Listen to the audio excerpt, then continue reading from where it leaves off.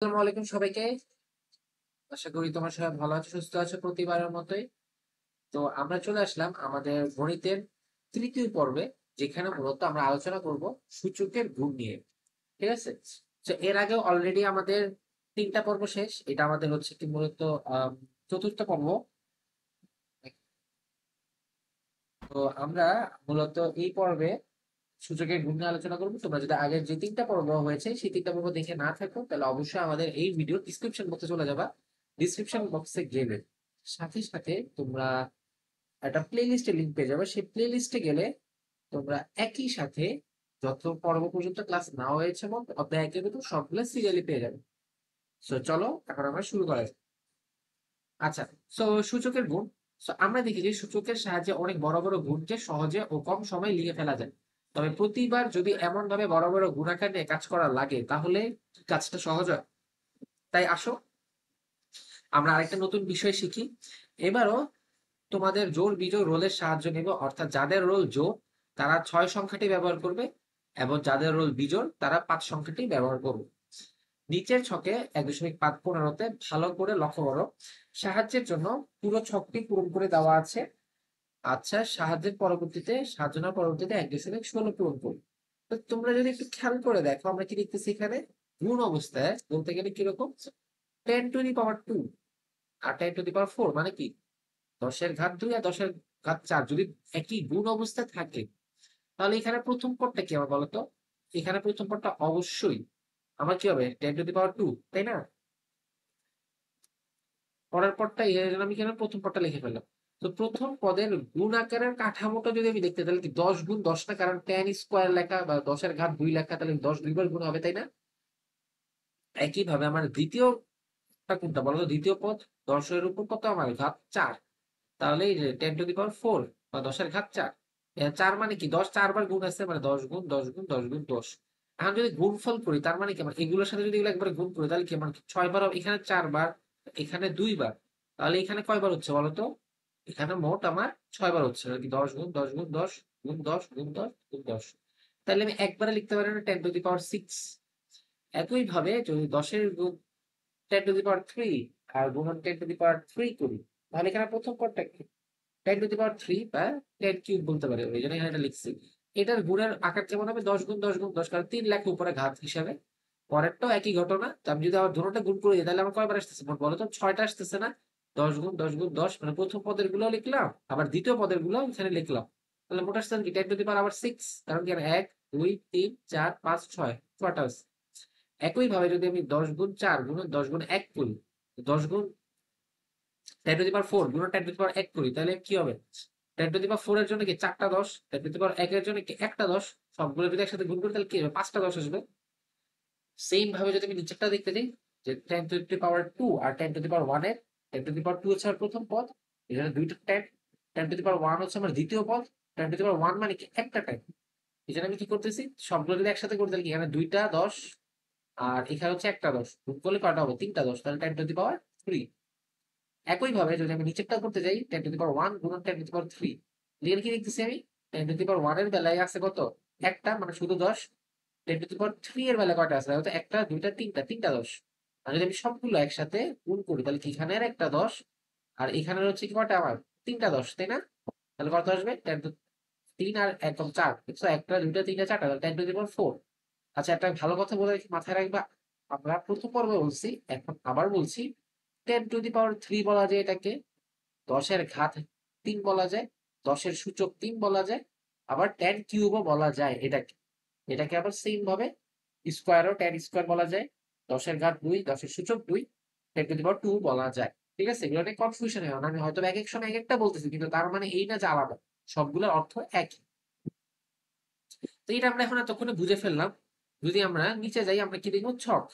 এই ছকটা কি করতে বলছে? আমাদেরকে পূরণ করতে বলছে। যে কাজ অনুযায়ী 10-এর বদলে তোমার নেওয়া সংখ্যাকে ভিত্তি করে, আমার নেওয়া সংখ্যা কি ছিল? প্রথমে আমরা নিয়েছিলাম কত? 5 নিয়েছিলাম, তাই না? তো আমার নেওয়া সংখ্যাকে ভিত্তি করে ছকে গুণফলটা কি হবে তা নির্ণয় করে এবং প্রয়োজনে নিজের খাতায় ছকটাই সম্পূর্ণ করো।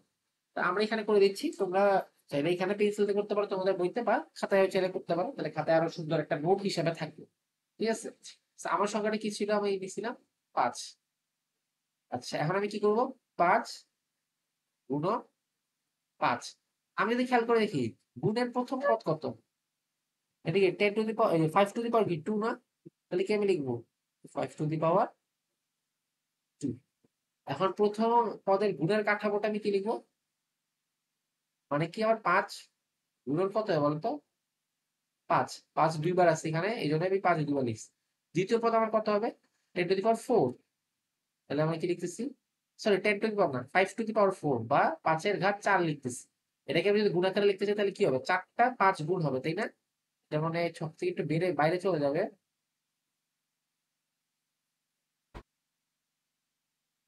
বাইরে চলে গেছে। আচ্ছা, তো 4টা 5 গুণ হচ্ছে, আর গুণফলটা কি হবে তাহলে, আমরা লিখতে পারি গুণফলটা এখানে লেখার কোনো আসলে জায়গাও নেই। এখানে কয়টা দেখতেছেন হয়তো, একটা দুইটা তিনটা চারটা, আর এখানে যেটা প্রথম যে পদের গুণাকার কাঠামো এখানে দুইটা, আর দ্বিতীয় পদ গুণ কাঠামো এখানে কয়টা, চারটা। তাহলে 4 আর 2 একসাথে যদি গুণ করে তাহলে এখানে কয়টা হবে বলতো, 6টা, তাই না? তাহলে আমি কিভাবে লিখতে পারি না এই জায়গাটাতে, যে 5 টু দি পাওয়ার 6, সেম ভাবে আমি এই জায়গাটা লিখতেছি না, কিন্তু অবশ্যই এখানে এই জিনিসগুলো আর এই জিনিসগুলো একসাথে গুণ হবে, ঠিক আছে? জায়গা অভাবের কারণে আমি স্কিপ করে যাচ্ছি, বাট আশা করি তোমরা অবশ্যই পারবে। আর না পারলে আমাকে কমেন্ট বক্সে জানাবে, পরবর্তী ক্লাস আমরা ওইটাও করে নিই। আচ্ছা, তাহলে আমরা এখানে কি লিখতেছি, সেম ভাবে আমি এখানে 5 নিব, ঠিক আছে? তাহলে এখানে 5 লিখলাম, এখানেও 5 লিখলাম। আমার প্রথম পদ কি 5 to the power 1, 5 to the পাওয়ার 1 লিখলাম, তাহলে কি হবে আমার শুধু 5। পরের পদ কি 5 টু দি পাওয়ার 4 না, তাহলে কি সেম ভাবে এখানে কি হবে, 5টা 4 বার গুণ হবে, 5 গুণ 5 গুণ 5, 4 বার যদি গুণ করে তাহলে রাখো এখানে দ্বিতীয় পদ আছে 4 বার, আর প্রথম পদের বেলা আছে কবার একবার, তো সবগুলো যদি একসাথে গুণ করি তাহলে কয়টা হবে, 5টা 5 হবে না, 5 গুণ 5 গুণ 5 গুণ 5 গুণ 5, তাহলে আমি একবারে লিখতে পারি কি শর্টকাটে 5 টু দি পাওয়ার 5, ঠিক আছে? তো একই ভাবে আমরা এগুলো করব। সো আমরা যদি এটা করে দেখতে যাই তাহলে আমরা কি দেখবো, যে তোমার টু দি পাওয়ার 3 কত আসতেছে 5 টু দি পাওয়ার 1, তাহলে প্রথম পদটা কি 5 টু দি পাওয়ার 3 বা 5 কিউবও বলতে পারি আমরা। তো এখানে মূলত 3 থাকা মানে কি, 5টা কয়বার গুণ হচ্ছে 3 বার, আর এখানে হচ্ছে কত 5 টু দি পাওয়ার 1, তার মানে কি আমার 5 শুধুমাত্র একবার। তাহলে আমি যদি এখানে দেখি যে দ্বিতীয় পদে 5, আর হচ্ছে কি প্রথম পদের বেলায় হচ্ছে কি তোমার 5 গুণ 5 গুণ 5, তাহলে আমি কি একসাথে কি এটার সাথে এটা গুণ করবো তাই না, তাহলে কি হবে 4 বার হবে, এই যে 5 গুণ 5 গুণ 5 গুণ 5, ঠিক আছে? তাহলে আমরা একবারে কি 4টা হচ্ছে না, তাহলে আমি একবারে কি লিখতে পারি 5 টু দি পাওয়ার 4। পরেরটা যদি আমরা খেয়াল করি আমরা কি লিখবো, এখানে আবার 5 লেখা আছে, 5 টু দি 5 স্কয়ার, আবার এখানে কি 5 টু দি পাওয়ার 1, তাহলে আমি কি লিখতে পারি এখানে, যে তোমার প্রথম পদ কত 5 স্কয়ার, ঠিক আছে? তাহলে এটা গুণ কাঠামো মানে কি 5 গুণ 5 হবে অবশ্যই, তাই না? দ্বিতীয়টা আমার কি 5 টু দি পাওয়ার 1, তাহলে আমার কাঠামো কত হবে বলতো, এটা গুণ কাঠামোটা শুধু একটা 5 হবে, আর এখানে তোমার কয়টা ছিল, দুইটা, তাহলে আমি কি একসাথে কয়টা হবে গুণ করলে 3টা হবে তাই না, 5 গুণ 5 5, তাহলে আমরা কি বলতে পারি এখানে কি হবে 5 টু দি পাওয়ার 3, একবারে লিখে দিতে পারি আমরা চাই। শেষ যেটা আমরা একবারে আছি শেষটাতে কি হচ্ছে আমরা দেখতেছি, এখানে 5 টু দি পাওয়ার 3 গুণন এখানে কি হবে 5 টু দি পাওয়ার 3, তাহলে প্রথম পদ কি 5 এর উপর ঘাত 3, তার মানে কি 5 গুণ 5 গুণ, নিচে দিয়ে আমি লিখে দিলাম 5। আচ্ছা, এখানে আবার দ্বিতীয়টার পদটা কি হবে আবার 5 টু দি পাওয়ার 3 হবে, তো এখানে কি হবে 5 গুণ 5 গুণ হবে কি 5, তাহলে এখানে কি হবে, এই জায়গাতে আমরা মোট 6 বার গুণ করবো, এখানে 3টা আছে 5 আর এখানে 3টা 5, মোট 6টা হবে, তাহলে আমি কি লিখতে পারি 5 টু দি পাওয়ার 6, ঠিক আছে? আচ্ছা, এটা 56 লাগতেছে একটু দেখতে, বা এগুলো মুছে দিয়ে আমরা একটু ছোট করে লেখার চেষ্টা, তাহলে আমরা কি লিখতে পারি, যে তোমার এই ছোট করে দিলাম 6, ঠিক আছে? আচ্ছা, এখন হচ্ছে কি তোমার এখন ছক 1.15 এবং 1.16 আলোকে তুলনা করার চেষ্টা করে কি বুঝতে পারলাম, যদি একই ভিত্তি হয় তাহলে দুটো সূচকীয় কাঠামোকে গুণ করা হলে গুণফলটিও একই ভিত্তির একটা সূচকীয় কাঠামো হয়। ঠিক আছে, তার মানে কি দেখতেছি আমি, যে তোমার নতুন সূচকীয় কাঠামোর সূচক বা ঘাত হয় গুণ্য ও গুণকের সূচক বা ঘাতের যোগফল। মানে এই যে এরপরে প্রদত্ত ছকের সাহায্যে বিষয়টা আরো ভালোভাবে বোঝা যাবে, ছকটি আংশিক পূর্ণ করা হয়েছে। তাহলে আমরা যদি দেখি পরের ছকটা, তাহলে আমরা আরো বেশি পরিমাণে ক্লিয়ার হয়ে যাবে। আমরা দেখতেছি এখানে 10⁻2 গুণন 10⁻4, মানে কি এখানে দুইটা গুণ অবস্থায় আছে, তাহলে আমি কি এরপরের ঘাতগুলো যোগ করে দিতে পারি না? এত কষ্ট করে দেখছো আমি লিখতে যাই কত হিজিবিজি হয়ে গেছে, এত কিছু না লিখে আমি জাস্ট খালি কি যোগ করে দিলে কিন্তু কাজ হয়ে যাচ্ছে। দেখো, 2 সূচক আর 4 সূচক যোগ করে দিচ্ছি, ঘাত কিন্তু একই আছে, তাহলে কোনো সমস্যা নাই। তাহলে কি 10⁻, কত আসতেছে এখানে, 4 আর 2 যোগ করে 6, 10⁻6। একই ভাবে যদি আমি দেখি এখানে 10⁻3 গুণন 10⁻3, তাহলে এই জায়গায় কি আসবে বলতো, এখানে আসবে কি 10 উপরে কি আসবে বলতো 3 যোগ আবার আরেকটা 3, তাহলে কি 3 3 যোগ করলে কত আসে, 6 আসে না? দেখো তো এই 3 আর এই 3 যোগ করতেছে কি, তাহলে 6 আসে 10⁻6। আবার দেখি এখানে 10⁻4 গুণন 10⁻1, তাহলে আমি যদি আবার সেম ভাবে যোগ করতে যাই 4 যোগ 1, তাহলে কত আসবে বলতো 5। দেখছো 4 যোগ 1 5, দেখছো 4 আর 1 দুইটা ঘাত যোগ করছে 5 এসে গেছে। আবার 10⁻2 আর গুণ 10⁻1 যদি করি, তাহলে 2 আর 1, তাহলে 2 আর 1 যোগ করলে কত হবে বলতো, এখানে 10⁻3 আসতেছে। আবার এখানে একই জিনিস 10⁻1 আর 10⁻3, তাহলে কি আসবে 10⁻4। 3 আর 1 যোগ করলে কত আসবে 4, তাহলে কি আসবে 10⁻4। তাহলে আশা করি তোমরা এই জায়গাটা ক্লিয়ার হয়ে গেছে। এখন আমরা আমাদের যে সংখ্যাগুলো নিচ্ছি না সেগুলো নিয়ে করি, ঠিক আছে? মানে কি আমরা যেমন 5 নিছিলাম, ঠিক আছে, তাহলে 5⁻2 আর 5⁻4, তাহলে আমি কি লিখতে পারি 5⁻2 প্লাস 4, তাহলে কি একবারে 5⁻6 পেয়ে যাচ্ছি, তাই না? যদি আমি এখানে ঘাতগুলো বা সূচকগুলো যদি আমি যোগ করি, একইভাবে যদি আমি এখানে নিই 5⁻1 আর 5⁻4, তাহলে কি 5⁻1 প্লাস 4, তাহলে আমি কত পেয়ে যাচ্ছি বলতো, আবার 5⁻5 পেয়ে যাচ্ছি। আবার এখানে দেখো 5⁻3 আর 5⁻1, তাহলে কি দেখতেছি আমি 5⁻3 প্লাস ধরো 1, তাহলে আসতেছে কত 5⁻4।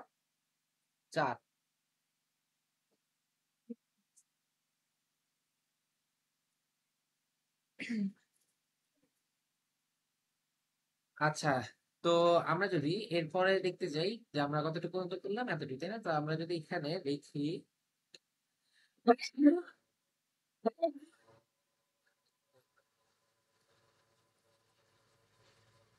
5⁻2 5⁻1, তাহলে আমি কি আসবে 5⁻2 প্লাস 1, তাহলে কি আসবে 5⁻3। কি করতেছি আমি, এই যে সূচক এটার এর সূচককে যোগ করতেছি, 2 আর যোগ 1, তাহলে কি 5⁻3 আসতেছে।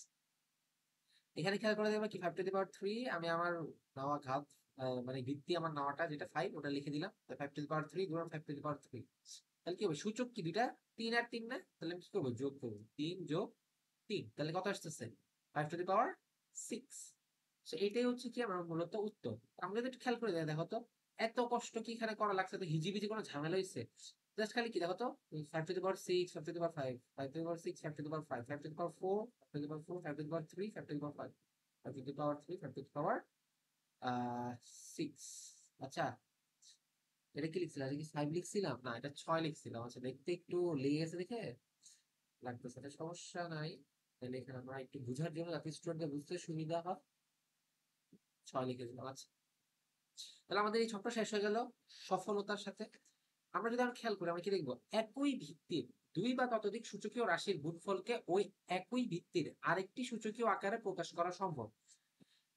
গুণফলের সূচকটি হবে গুণাকারে থাকা ওই ভিত্তিরই সকল রাশির সূচকগুলোর কি হবে যোগফল। মানে কি, আমার একই ভিত্তির যদি দুই বা ততোধিক সূচকীয় থাকে রাশিগুলো, সেগুলা একটা ভিত্তি লিখবো আর সূচকগুলোকে যোগ করে দিলেই কিন্তু আমার হয়ে যাচ্ছে উত্তর। ঠিক আছে, So, এটাই হচ্ছে মূলত আমাদের কথা। তো আচ্ছা, এটা এইভাবে, এখানে কি 3 আর 1 যোগ হবে, তাই না? তাহলে 3 যোগ 1, হ্যাঁ, ঠিক আছে। তাহলে এটা হচ্ছে মূলত কি যোগফল করলে কিন্তু আমি এটা উত্তরটা পেয়ে যাচ্ছি। সো আজকে আমরা মূলত এতটুকুই রাখবো আমাদের ক্লাস। সো দেখা হবে আমাদের পরবর্তী ক্লাসে।